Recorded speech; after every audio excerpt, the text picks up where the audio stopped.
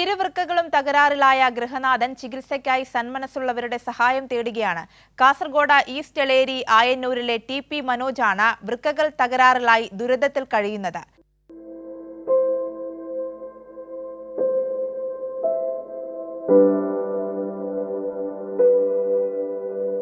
East Eleri Ayannur സ്വദേശിയായ TP. മനോജിന്റെ ഇരുവൃക്കകളും തകരാറിലായതായി അടുത്തിടെയാണ് കണ്ടെത്തിയത്.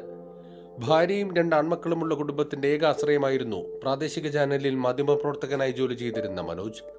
നിലവിൽ കണ്ണൂരിലെ സ്വകാര്യ ആശുപത്രിയിൽ ചികിത്സ നടത്തുന്ന മനോജിന്റെ വൃക്ക മാറ്റിവെക്കുകയല്ലാതെ മറ്റു വഴികളില്ലെന്ന ഡോക്ടർമാർ പറയുന്നു. വൃക്ക മാറ്റിവെക്കൽ ശസ്ത്രക്രിയക്കും മറ്റുമായി 40 ലക്ഷത്തോളം രൂപ ആവശ്യമാണ്. സെറിബ്രൽ പാൾസി ബാധിതനായ ഇളയമകന്റെ ചികിത്സയുമായി ബന്ധപ്പെട്ട വലിയ സാമ്പത്തിക ബാധ്യതയിലായ കുടുംബത്തിന് മനോജിന്റെ ചികിത്സക്കാവശ്യമായ ഭീമമായ തുക കണ്ടെത്താൻ കഴിയാത്ത സാഹചര്യമാണുള്ളത്. മെഡിസിൻസ് ടെസ്റ്റുകളെല്ലാം കൂടെ ഒരു മാസം ഒരു 50,000 രൂപയിൽ മേലെ പോകും. അതാണ് ശരിക്കും അവസ്ഥ.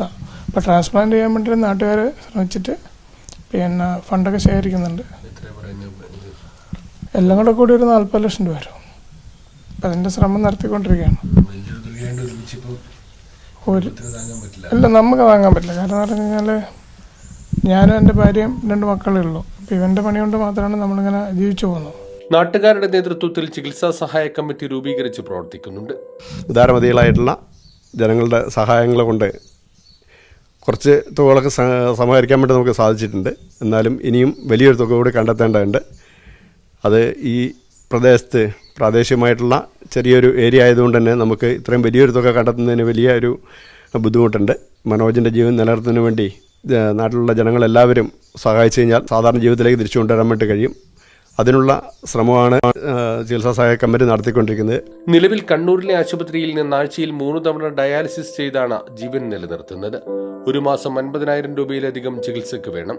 ചികിത്സാ സഹായ കമ്മിറ്റിയുടെ പേരിൽ ചെറുപുഴ സൗത്ത് ഇന്ത്യൻ ബാങ്കിന്റെ ശാഖയിൽ അക്കൗണ്ട് തുടങ്ങിയിട്ടുണ്ട്.